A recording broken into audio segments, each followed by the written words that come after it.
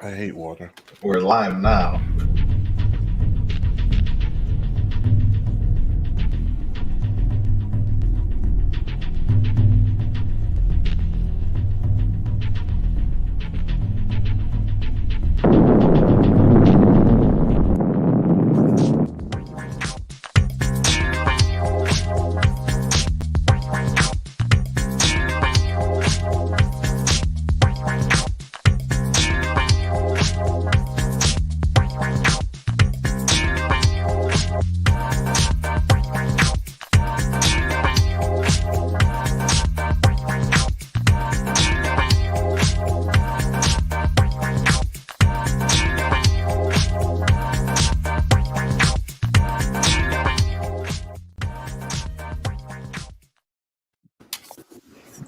Hello. Hey, everybody. Oh, hey. Happy Monday. It's Monday. Yes, it is. Come on in, everybody. Tell us where you are viewing us from. Welcome to the chat. Welcome, everyone. Come on in. Come on in. Looks like our guest has a couple. Let me just remove one. That's gonna work out. He's there. Okay. What's up, I didn't everybody? really- How was your weekend? My weekend was short as hell.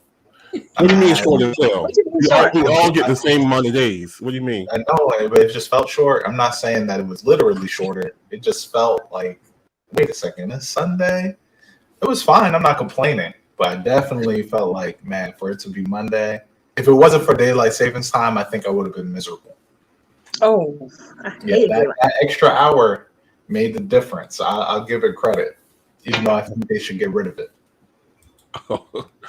What Yeah. about you, Shanika? A lot of people who feel like we shouldn't have it, but What's the purpose? Ain't no purpose.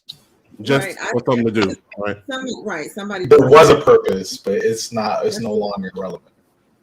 I would think that due to like everybody saying like not the daylight saving times, but the global warming and how temperatures and things are changing, I would think that would be throwing it off. As far as like you're getting the days and stuff getting longer and shorter, I would think that would have something to do with it too. I'm not sure, but I would just think it. Corey James from North Carolina. What part of North Carolina? I'm from North Carolina, Corey.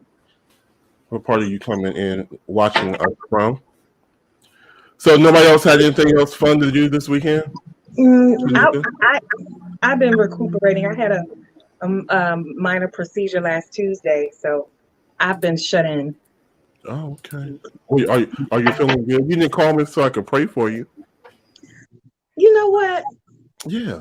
I should have done that. You should have done that. But I was covered by the blood anyway. Thank you, Jesus. Everything went fine. All right, Greenville. All right. Okay. All right. All right. Nobody else? Okay. Well, my weekend was good. Shanika and I have been working out. This is what, week 2, Shanika? Yes. Week 2. So I'm loving us working out. Okay, well, put me on the roster. Put me on the roster. So the agreement was like 6:00 in the morning. Shanika, she gets there like 6-ish, 6:30-ish. This morning was like 7-ish. But she gets there, so I'm happy to see her when she gets there, whenever she gets there. Even if she's walking in when I'm walking out, it's good to work out with my good sis because we got goals. Yeah. But I'm enjoying it. And I think this time I'm gonna stick with it because I'm doing it not for vanity purposes. I like the way I feel in the morning when I work out for some reason. I hate getting up. I'm not a morning person. Me and Shanika discussed this morning that we're both night people. We function best when it's dark. But getting up and letting that be like the first thing in the morning is, for some reason, I feel good throughout the day. I have more energy. So I think I'll probably stick this one out because I don't even get on the scale. I just tell, I just like the way I feel. So that's why I'm doing it. Yeah. But anyway, awesome. Yeah, thank you. Hey, everyone. Hey. Yes, Kim, it does give you energy. And, again, like I like to get to the gym at when it's dark because it just still makes me think it's nighttime.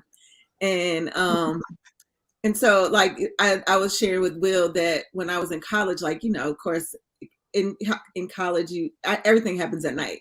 Like, because it's almost like you're in class during the day or you're sleeping during the day or whatever, and then everything happens at nighttime. And so even when my daughter comes home, like she functions like her night is her morning. And so it's just, I don't know, it's just, I'm always up in the night. Like, and it's funny, if you text me, usually if you text me like midnight, 1, 2, like I respond. And I think people are not expecting me to respond. And it's funny, but anyway, I will respond because I'm usually up. Okay. All right. So we have guest co-host. This is a guy who I've known, oh my God, over probably 25 years. He is actually everything. I can't name something this guy doesn't do. He's a producer, he's a TV host, he's an entrepreneur, he has a fragrance line, an author, a music publisher, a vocalist, and he's the founder of the Black Men Rock Image Awards, to which I've won 8 of those. So we're going to bring to the show for this show, I won my latest one for this show, as a matter of fact. So we're going to bring to the show Mr. Jacoby DeBouvier. Welcome to the show, Jacoby. Welcome. Hi. Cut your audio on. That's why you should stay on the other one. Trying to be fancy. While we wait for him to get his audio together. Yeah, go to. We'll move right on in. Yeah, make sure you are sharing. Hello, everyone. Thanks for being here. If you have just popped on, let us know where you are tuning in from. We are almost coming to an end of this season. It went by really fast, but we're coming up to. It did for me. It did. I just feel like no. This has been a pretty long season. It's been long to me. Yeah, but a lot is going on.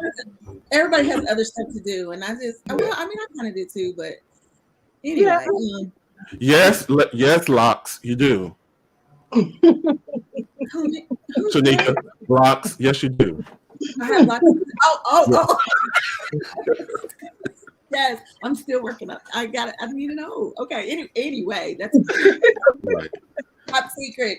All right, Jacoby, are you ready? He looks frozen to me. Is he frozen? Ready? Okay. Oh, I hear him. Can you hear me? Yes, we can hear you. At least it froze out of very flattering still, right? All right. Yeah, very. All right, there he is. All right, guys, let's get into it. Good evening, Jacoby. Do you hear us? Good evening. How are you? Amazing. Glad to have you. Hear me? Thank you so much. With my friend that I've known for 35 years. Wait a minute. No. Since the 80s. No, don't even get that lie started. I was a very little baby at 35, and for 35 years, I was probably only like 10 years old. What are you then? You might have dreamed about me, but you didn't. Well, no. It was. I know you since the 80s. 20. No, not since the 80s. No. I've already done your introduction. Okay. I thought you were born in 82. I was graduated from high school to 89. What is it? You got me. Yeah, but no. We've known each other for a long time. A long time. Yeah. And we've done some great work together. Yes, we have. You got me on the magazine cover. You worked you worked on the show, the Black Man Rock Awards show with me. You have just been an A+ to know. Thank you. I appreciate that. And I can't wait to get on your talk show, your TV. You're on what, Sky 4, right? Your show? I'm on Sky 4 and also on ESP TV as well. Okay. All right. Okay. With Ernest Smith. Do you know him? Yes. Yeah, I know Ernest. Yeah. Mm-hmm. Yeah, I worked with Ernest before. Yeah, he just had this show. And they're Tuesday night at 8. At 12. Okay. But semi-syndicated. Okay. Oh, that's good. That's our goal. Good. Okay. Oh, All right. wow. So just join in the conversation. We have a lot of hot topics. We're going to get started. Who wants to start? We got some good ones. We sure do. I can't wait to get the Y'all want to start with my icebreaker? So I'm Go ahead. Let me go ahead and get started. Let me go ahead and get this started because my household, we're divided on it. Please. Oh, And I thought it was common sense. So there's a video going around on TikTok, which this is my first week downloading the app and watching TikTok. And I, like everybody else, I'm addicted to it. I'm addicted to it. So I'm going to play this video and we'll get this conversation started. All right, quick question. You better answer this correctly. Would you cheat on me for $1 billion? $1 billion? $1 billion. Would you cheat on me for $1 billion? Like Billy with a B? Yes. Vicente. You would cheat on me for $1 billion? Oh, fuck. Oh my gosh. It's a Billy. What's your answer? You cheating on me for $1 billion? Heck yeah, I'd cheat on you for $1 billion. You keep that same energy because I'm gone. Not gone. You're supposed to come back. You're not going to come back with the money? You've been cheated on for free. So if I cheat on you for $1 billion...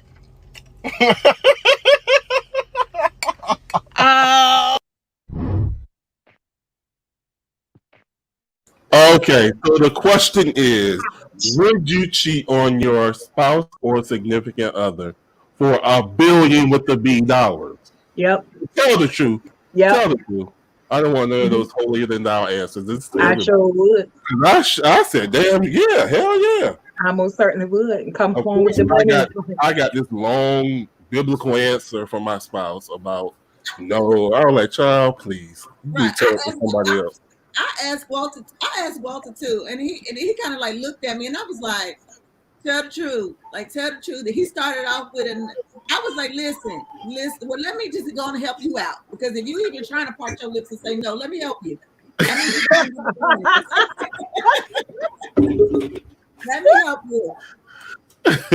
What I really liked about the video is that this man said he would be gone. Yeah. Yes, he would be gone. Right. Yeah. And she was like, wait a minute. You're supposed to come back. Can y'all hear me? Yeah, we can hear you. Oh. I don't have a spouse, but if I had one, I would cheat on them for $1 million or $1 million, because I need $1 million in my life. Okay. I could buy another spouse, a part-time or something. Look, I just said that's a lot of the videos. If you get a chance to go on TikTok and watch them, they're really funny. But there were a lot of them saying, this is a business transaction. I'm gonna come back and then we're gonna be billionaires together. Right. Absolutely. Right. If there is no stipulations, and that's all I got. That's all I gotta do, and it's just like yeah. I'm going to do that. Mm-hmm. Justin felt like if the spouse knew, that's not called cheating. That's like an open relationship. So he's saying, would you cheat on your spouse without the spouse knowing, and then come back with the $1 billion and tell them what you did? Because he's saying that you risk, the spouse taking half. Aren't you a pretty newlywed? No, 2 years in. Answer the question. Aren't you a newlywed, Will?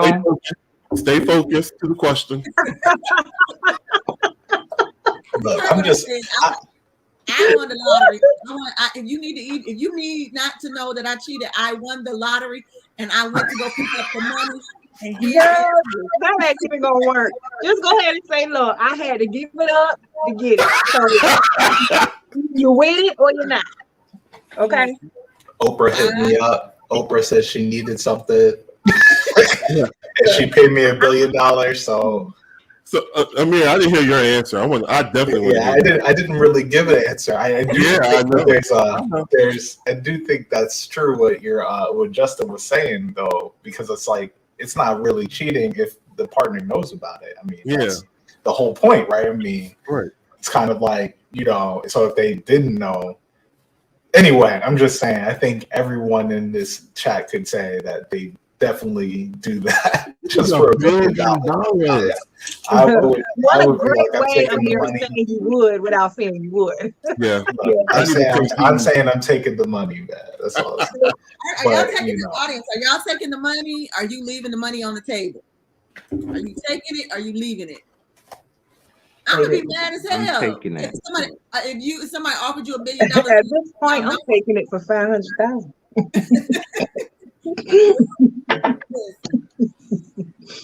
I would just tell my spouse that I had been watching videos of Jada Pinkett and Will of all their open marriages and Monique, and we're just following Hollywood, and let's get the money. Yeah, go for it. Yeah. Bottom line is you got the You money. can always, I said the bottom line is you got the money. Yeah, so I would. Yeah. That's all correct. That's a once in a lifetime. Can go Yeah, man. You know, I there's just got to be, if there's nothing else to the story, I think it's an easy answer. But you know, there's always something else. There's got to be some kind of trick to that. You know what I mean? Right.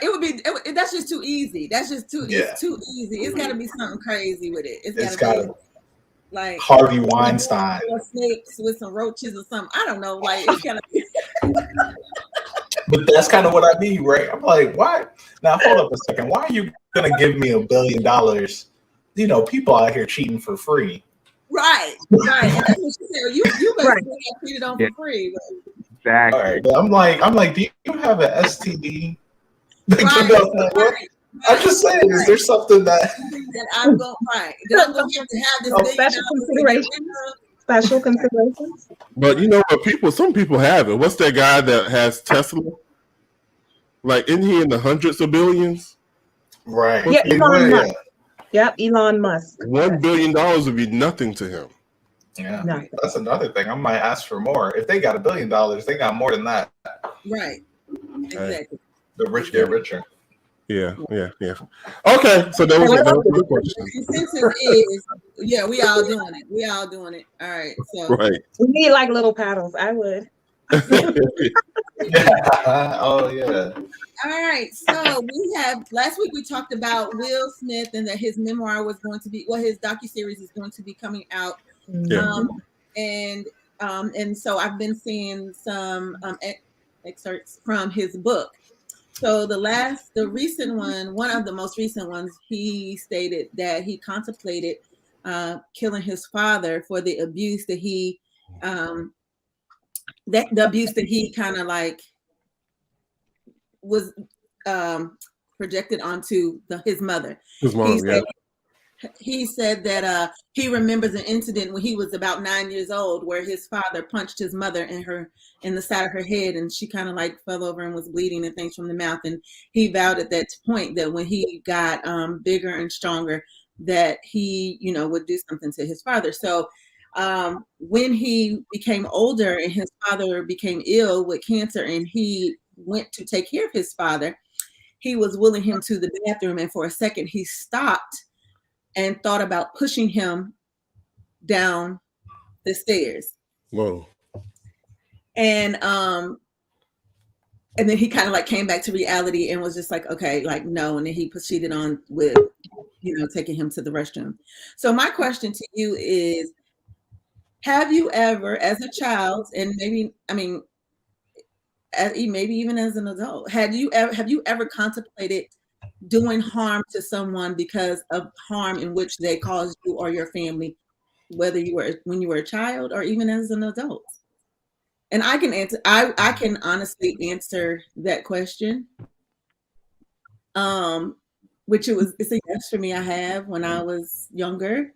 There was someone that was in my family's life that was caught, and I'm becoming a that it was just a miserable situation.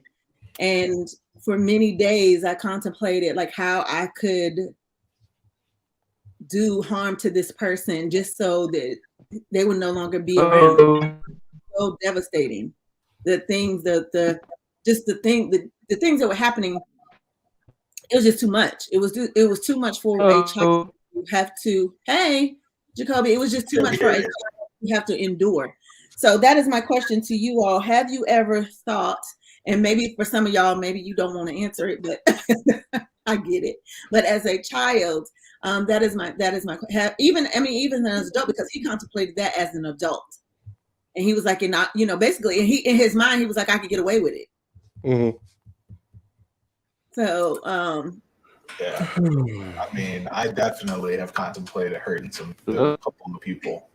I mean, never went through with it, but some randomly just thinking about it now, I'm like, did I make the right decision? But also, as a younger person, I probably wouldn't have done. You know what I mean? I don't think anything would have been well, if that makes sense. Like I was powerless, so I'm like, at this point, I can't do anything. And fortunately for me, it wasn't anything to me personally, but it was to people that I love and care about. Right. So I was just like, dang, what could I do now? But be there for them as they continue to live versus, if I would have done it back then, I mean, who knows where I would have ended up. Right. And then I wouldn't be able to support them. Right. Well, for me, I don't know if this makes sense, but I am a super empath, and I love that about myself. But then I hate that about myself. So, you ever want to be different? I want to key his car, but I don't have a retaliatory or no, not looking. So I've never contemplated, but I've wished that I was a different type of person before. Does it make sense? Yes. Okay. I've never sought revenge. I've never retaliated against anybody. I take the blows, and that's just the empathic side of me. And a lot of times I wish that wasn't, how I was, how I am. I'm that way. Because I feed off when I see people and they get back at people. I was like, ooh, gosh, that must feel good for the moment. But I've wished that I was that way. But I've never got back at anybody. I've never lashed back out at people. I've never sought revenge on anybody. I don't think I've ever experienced. I've had moments where I'm extremely upset, but I don't think I've ever been to the point where I wanted to do lethal harm to anybody. I haven't experienced that. No. Okay. I can't believe it. I haven't. Really? Yeah. That's good. It kind of goes back to, I think, one of the other questions that we had a couple of weeks ago, and it was in reference to should a family be able to make decisions on a person who goes to jail. So say for instance, with my father was murdered when I was younger, and the person who killed him, should my family been able to have a role in the decision making of the time that person served, or whatever punishment that person received? So I think about things like that, and and because I think sometimes, which I think before we had this conversation, it's like, do people ever really think or look back on the harm that they cause a family, or the destruction that they cause a family, and then they move on and get a new family, or they move on and have a family, and then everything is wonderful and great and awesome, but you've ruined a whole entire family? Well, I think unless you're a complete sociopath, everyone has that thought if they've had some wrongdoing at one point. But I think a lot of people get to a point where they have to live, even if it's incarcerated. Yeah, but I want to think that people do, have thoughts about the damage that they've caused. I would like to think that people do, but I think that it's a part of me that believes that people do not have the thoughts or like that they really care. It's like, okay, well, I'm not in that situation anymore and I'm moving on. And, I was in that situation, or I was whatever, like I could have been on drugs, or I could have been addicted to whatever. And that's the reason why I acted the way that I acted. And then it's just like, but you ruined people, and you gave people, you just ruined lives. And now you're gone on and, almost like, in a sense, living your best life somewhere else.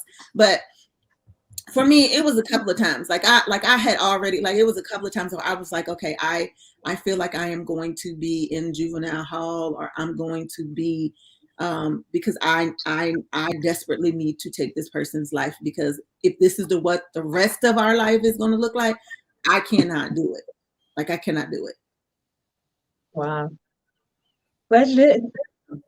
Yes, I'm glad I didn't as well, but it was very difficult. It was a very difficult place to be in, to find as a children. So people, and I know it's very hard that when people are in abusive situations, and, and people sometimes tend to think that kids are not affected by, things that happen. Kids sometimes are the ones who take the brunt of a lot of, indirectly, that is happening, whatever. So, just if we talked about it last week, Chanel, about people not leaving and, whatever, but it's just like, just think about the kids, because, you just don't know. And it's just hard. It's just a very hard place. It's just a very hard place to be in. Right. So. Well, speaking of kids and the impact that people's behaviors have on kids, there was this in the news this past week about Southwest Airlines and how they completely offended a family who was interracial. So, and I don't understand this, because we live in a society now where there are a lot of people that walk around that are racially ambiguous. You don't know, whose they belong to, and they are open about saying, no, I'm melting pot, a mixture of a lot of things. Well, what happened on this particular airline was the mother was obviously Caucasian, and the daughter appeared to be Black, but that was her daughter. I have a cousin who is married to a Caucasian woman, and my little cousin, you wouldn't know her mother was white. I mean, she is a fair complected Black girl, but you still wouldn't know that her mother was white. So basically it blew up at the airport, because they were picking on this lady for trafficking this Black kid. So how do we get here? Yes. I mean, was this child screaming or? No. And that was just it. That was basically just it, because she wasn't having a conversation with the little girl, and they got on the plane at the last minute because they were, I think her brother, the mother's brother he was sick, and so she found out either while she was in the airport or getting ready to get on the plane or something, that he passed away. So because she wasn't saying anything to the little girl, and because they got on the plane at the very last minute, they thought the stewardess, with a flight attendant, thought that she was trafficking the little girl. And so when everything came out, this is like, no, I'm not trafficking, like, this is my child. So I mean, this has happened last week, so I'm sure there's more information going to come out about it. Possibly lawsuits pending, but it was stated that the child was very affected by it. So my thing is, how does this happen? I mean, how does this happen? We live in a society where people blend all the time. As a matter of fact, they were saying that some races will be gone in a few years because of such. So I think, maybe we need a little bit more diversity training and, sensitivity training in corporations. I think that people interject themselves in the wrong things. I Well, mean, and I don't. My question was, Would they have done that if she was white, like the lady? No, no, totally not at all. Well, I'm wondering what the observation was, because it had to have started from one person. What did that one person say to get this started? That she was on her phone. She was not communicating with the little girl. That's basically what it was. She was not communicating with the little girl at all. The little girl, and so when she initially got on the plane, she was asking people to switch seats with her so that because she was on Southwest. So if she could switch seats with her so the little girl could sit beside her. So I guess from that, the flight attendant was like, okay, so she started, it was like a red flag for her. Oh.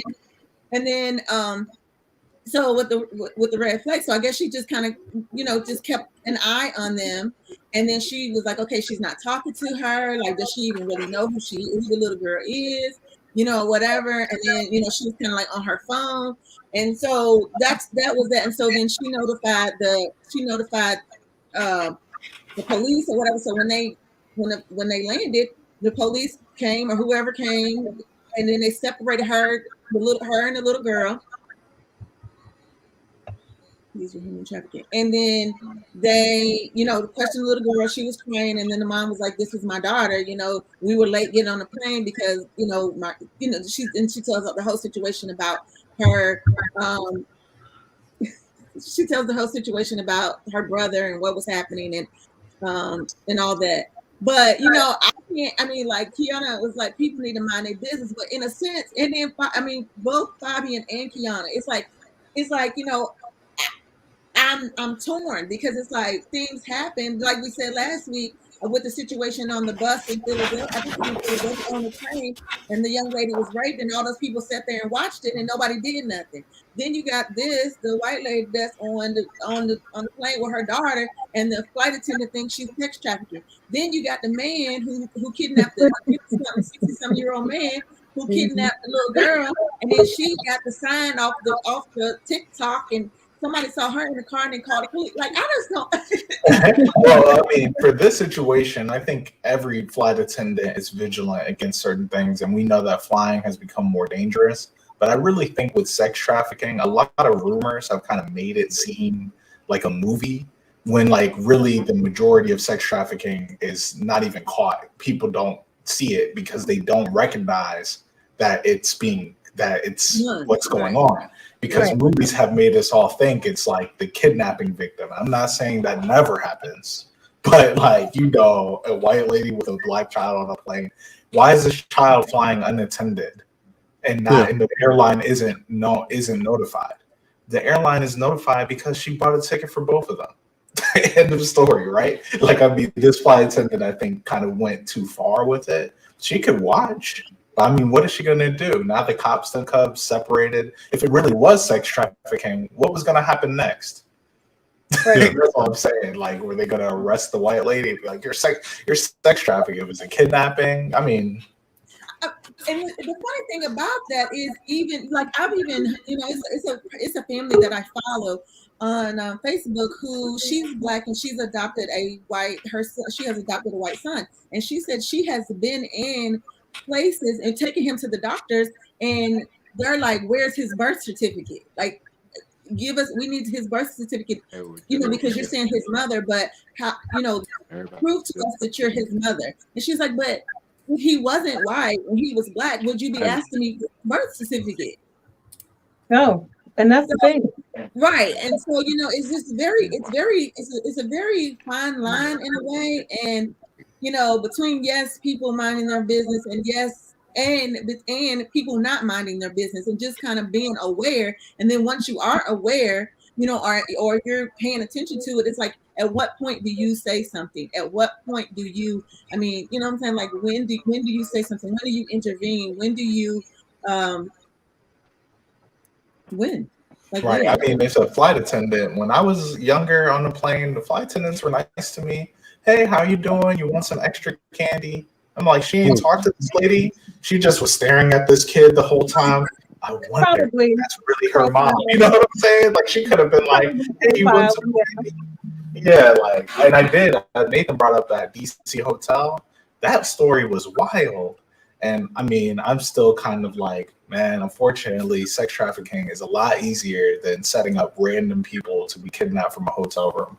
But that's just an unfortunate reality. I'm not saying it's not true, but I hope they figure that stuff out because that DC hotel story was wild. I'm gonna have to look that up. I did not see it. Me either. I didn't see that one. They were saying it's a sketchy hotel. People they go into their room. It was like they said maintenance showed up at 2 a.m. and busted into the room while she was in the shower. And when she called the desk, they were like, "We don't know what you're talking about. It was just a mistake." But she's like, they kicked the door in. I mean, I'm like, that's crazy. But I'm like, so they're sex trafficking. They kicked in the door while you're in the shower, and they just left. So they didn't take you then?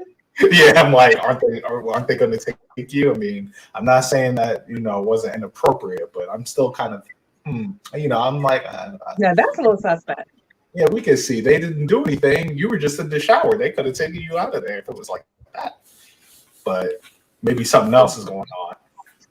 Yeah, I don't know, and that's just a concern for me because I just Fabian said the deadbolt was on the door. Oh, that's what it was. Yeah, see, and I don't know. I mean, like, I don't know what, like, I don't even know what I would be looking for. Like now, I mean, they, things are out there. It's like if you see a man with, a bunch of females with him, like that might be a little suspicious, or just people. And I'm so nosy that when I am on planes and people pull out their phones, like that are sitting in front of me, and their phones, I'm like looking between the seats, trying to see what's on their phones and what they're looking at and stuff.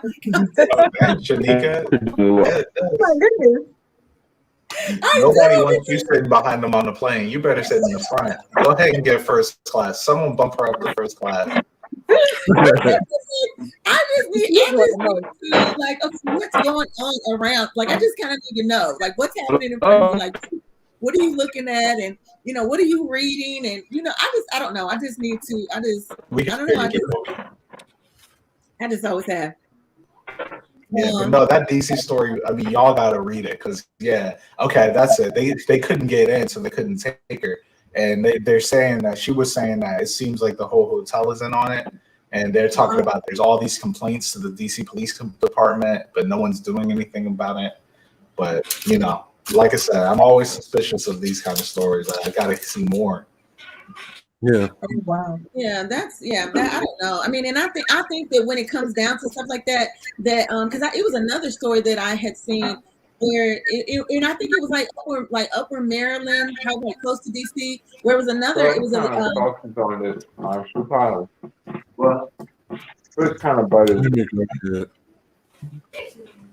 it was two young ladies, and they were in a hotel room, and then the front desk people gave this guy. He just went and said, can I get the key to whatever room? And they just gave him the key, and then he came up there and opened up the door. And luckily, it was kind of like a group of them in the room, and they're like, "What in the world?" And so then she ended up calling the police and was like, "This guy just walked in our room, and basically was like he got the key from the front desk because he used the key." And then when they got down there, the front desk people were like, "We don't know what you're talking about."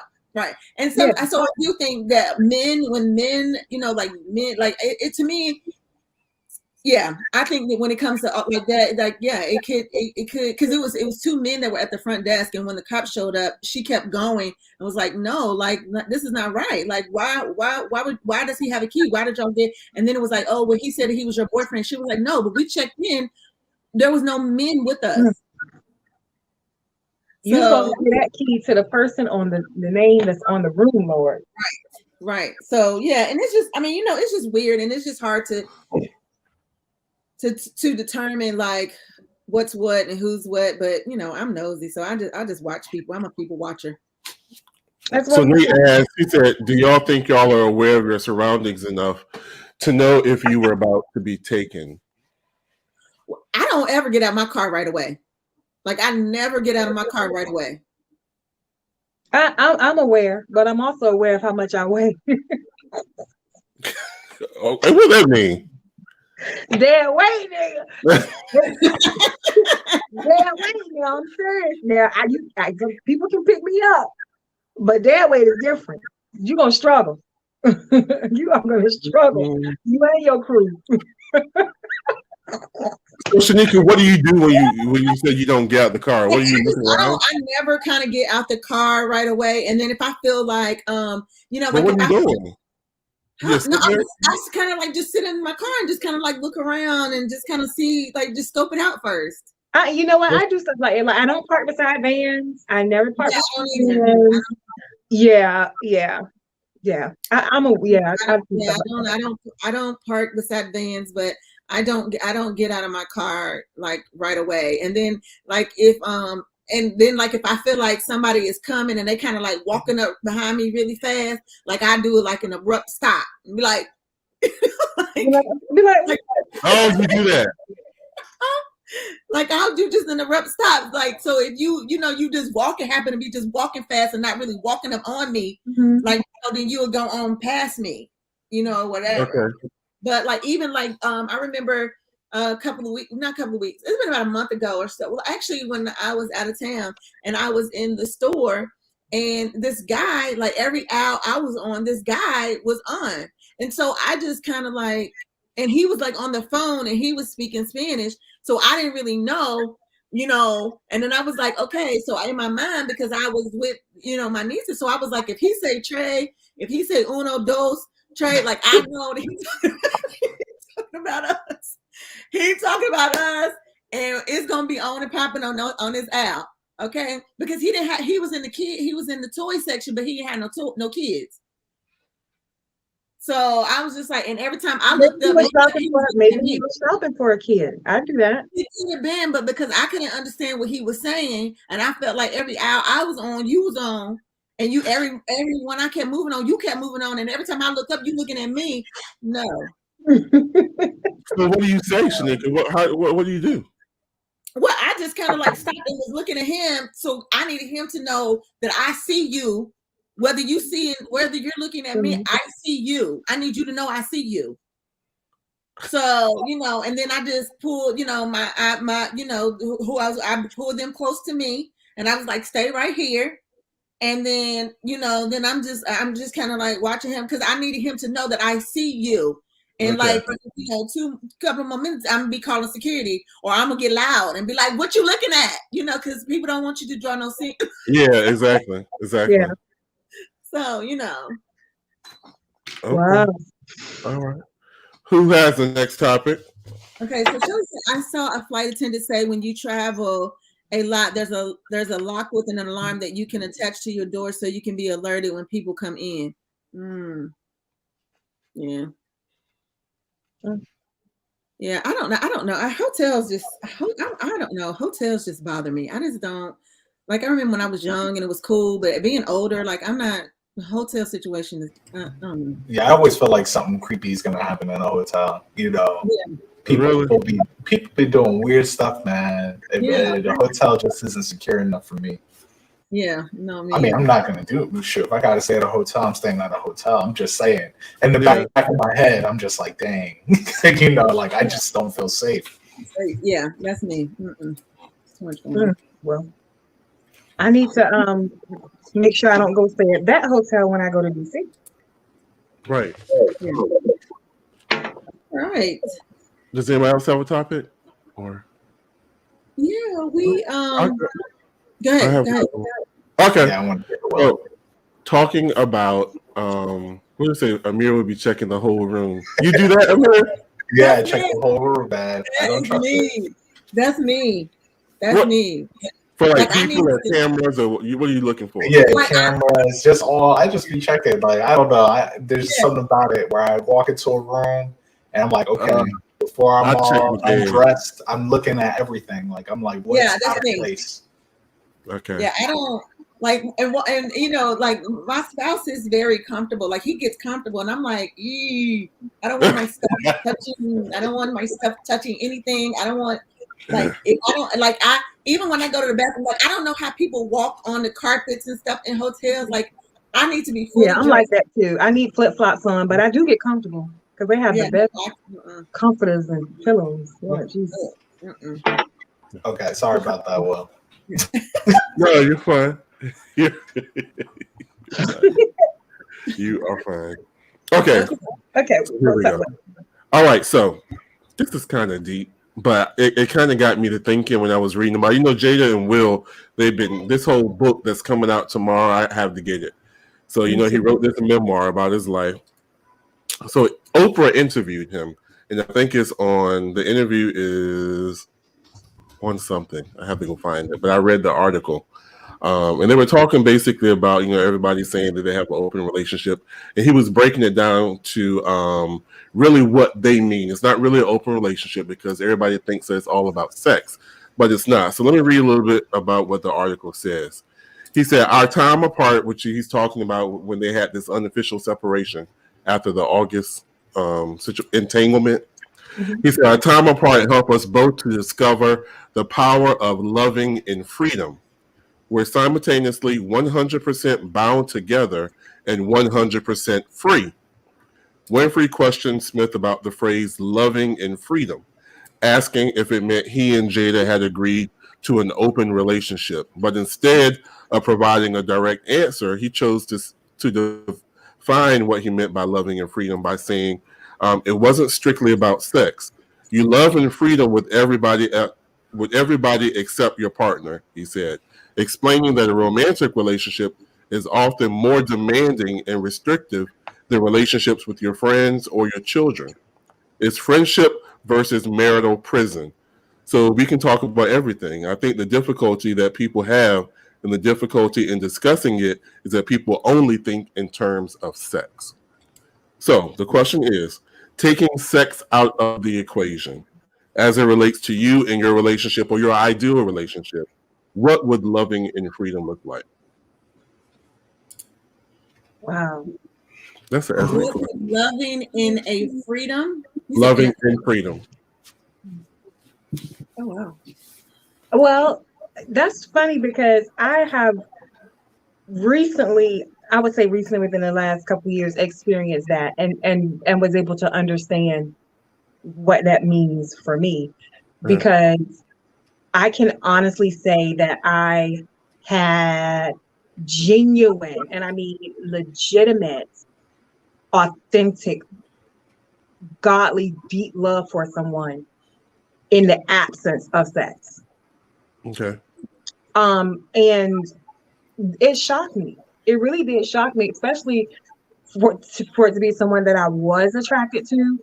But it opened me up to a new kind of love that in my entire life I've never experienced before. And it was mind-blowing. So I finally understand what Will is saying. I understood what really loving somebody and being free about it, what it meant, and it's possible. Mm-hmm. It's possible. And it meant that there are no expectations, That's the word for me. Is that for you to be you and for me to be me, and it's okay. Yeah, that's what expectations kills it for me. Expectations.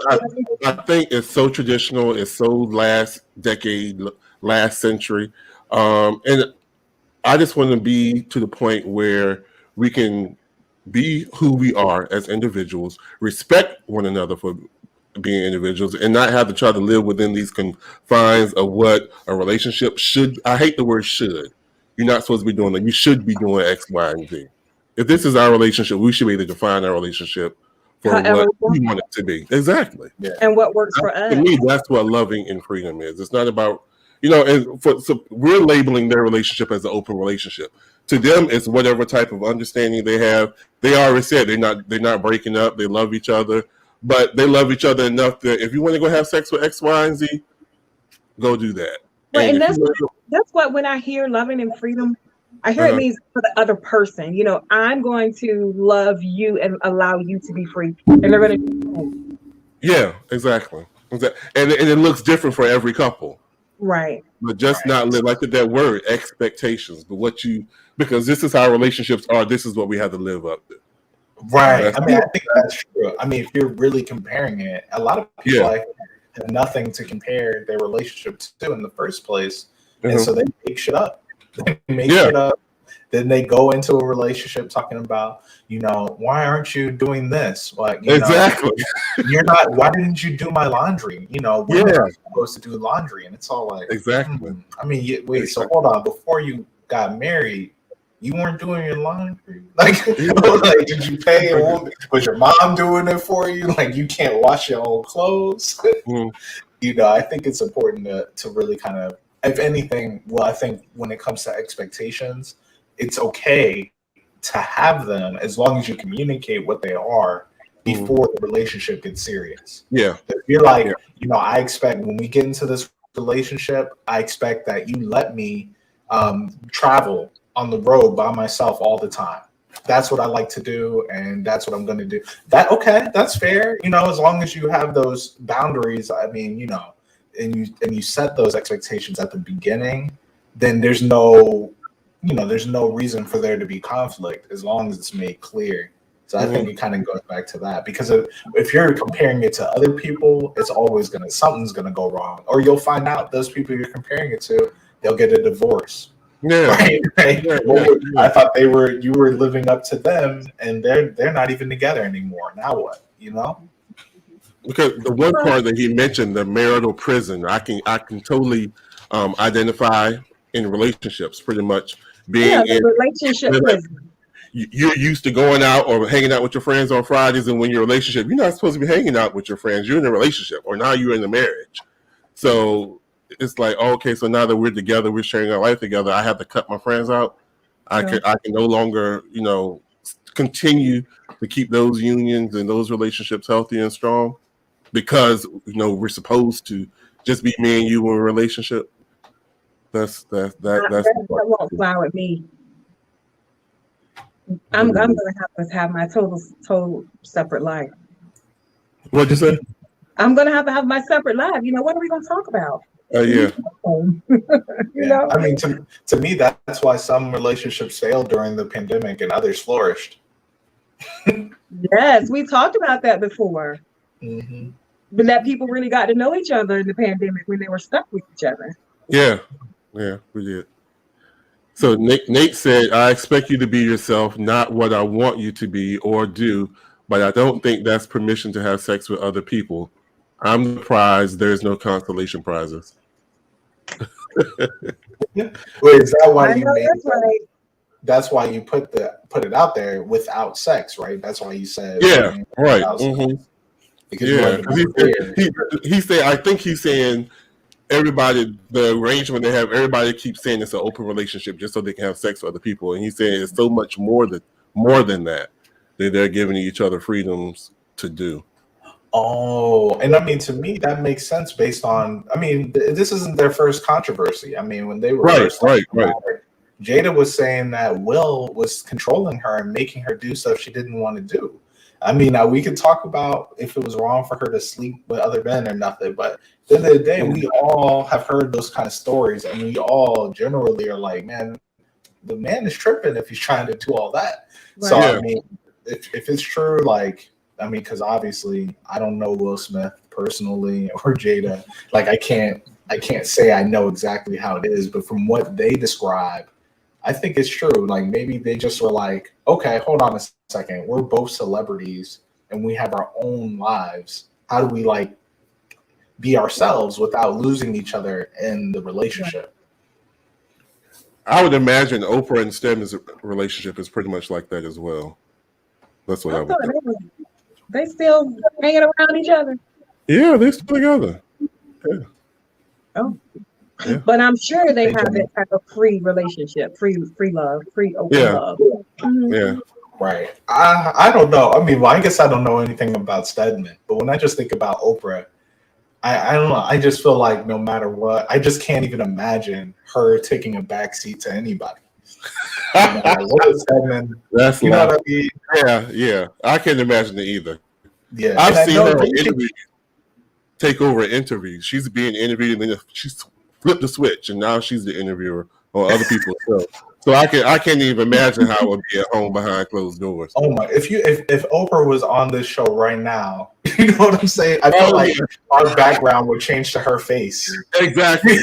Exactly. Like, hold up a second. We're interviewing you, not the other way around. Yeah. Be like, Shanika, how do you feel about this? Wait, we asked you. I see what you're doing over there. Yeah. That's funny. I would like to answer that question though, because I was like, can I really like sitting here thinking about it? And you know, I think that when you have an expectation and you set your expectation to the side to allow somebody to be free without expectations, and without sex, because sex sometimes is a very big important factor to some people. And like I think that when you take out things that are important to you to put somebody else's need, in a sense, need to be free or need to be whatever it is, like I think that, to me, I just feel like that relationship would flourish anyway, because when you could suppress something that you are expecting or are needing. And I think that a lot of times when Will and Jada are talking about that, it's like, she talks about accountability and then he says what he says. And I think that when you take self out of it, out of anything, when you take self out of it and suppress the need that you have to uplift somebody else's need or whatever, I think that eventually your need is going to come back around to be fulfilled. When you are in the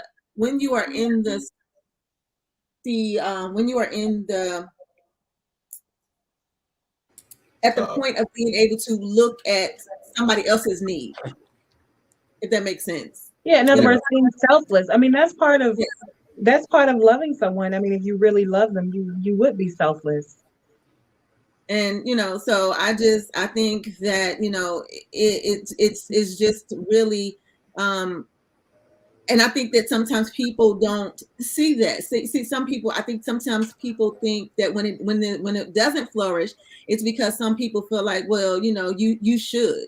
That's what when you, like you just said, Will, like, people have that. Well, you should love me anyway. Like you should, why would you feel some type of way if I can't have sex with you, or if I'm having a problem, or why should you feel some type of way if I don't, like you said, Amir, like want you to drive down, or I want to be beside you every time you get ready to leave. Like, why would you? It's just like you being selfish, like stop it, and I think that when you can't put yourself aside to understand, in a sense,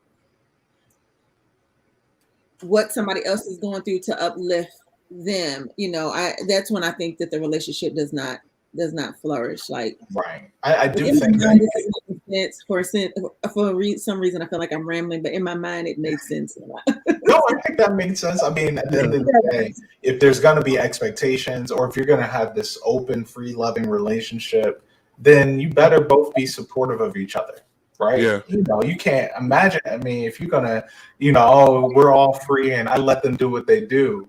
I mean, at another part, you got to still kind of approve of what they're doing, and as an individual, right? Like like a certain set of boundaries. Okay, we're free within these limitations. Yeah, exactly, and that's what he was. It gave me a link to go to another article about how to have those type relationships, and it said communication and setting those boundaries is key. Relationships are hard, so it's hard as a couple. And I think even as an individual, they're hard. Sacrifices and boundaries to get it right, but it pays off. Yeah, exactly. Yeah. I don't know. Relationships are just, I think the older I'm becoming, and it's funny because I think that when you initially get in a relationship with somebody, I think that you're all about, like, okay, what is going to make this, like, okay, what do I have to do to make this work? What do I have to do? And you want to do everything right, and you want to exceed those expectations, and you want to, you don't want to do anything that's crazy. But then I think that as you get older and you realize, okay, this is the person that I'm going to be, with for the rest of my life. It's like, okay, listen, I can't live up under these expectations anymore, because you start, it's almost like not even really that you're losing yourself in them, but you're losing yourself. Period. And you're losing yourself, and I cannot with him. That you're losing yourself And you forget about all the things that you are wanting and who you are and who all of the things that all the goals and things that you have set up for yourself. I like to answer that first question again about if you ever been mad enough to. I just had a flashback. Okay, go ahead, Shanika. I'm sorry. I'm kind of curious. Well, honestly, I kind of want to know. Don't open those can of worms. Do not open it. Do not open that can of worms. Do not do it. Don't do it. We don't have enough time left in the show. Yeah, you're right. Oh, okay. Good point. Good point. We can save it for next week. So yeah. Anyway, so I just think that when you first get in a relationship or in a marriage, there are a lot of expectations that you have. And I think that, again, like I said, but Jada and Whit, I think they dropped those expectations. And when they dropped those expectations and they just became better people, and as they became better people and presented their better self to one another, their relationship became better and they flourished. There you go. I can see that. Yeah, there we go. Right, Shanika, look at those thoughts coming together. Go ahead. There you go. You did that. Because I'm trying to present my better self, like my flaws and all. I'm trying to present who I am, and I think that in presenting, I'm hoping so. Like in presenting who I am, a better version of myself. And I think Will, you and I talked about it. Like one of our topics was going to be, do women sometimes put the things that they want to do on the back burner to push forward the dreams of their significant other? Yeah. And and I think that being married for 26 years and being a military spouse, I feel like, not that I necessarily feel like because I've done things that I wanted to do, but there were things that I needed to do also in the marriage to make sure that my husband's career, that he was out on the forefront. So, some things that I wanted to do had to be put kind of like on the back burner. Yeah. But now it's just like, okay, this is my time. And because this is my time, it's like I'm reclaiming it. And I was going to say that. I think that has a lot to do with what age you are or what stage you are in life when you connect with that person, when you get married. Because I can see that working out that way more when couples get together younger. Yes. Yes. Okay. In band camp, Nathan, goodbye.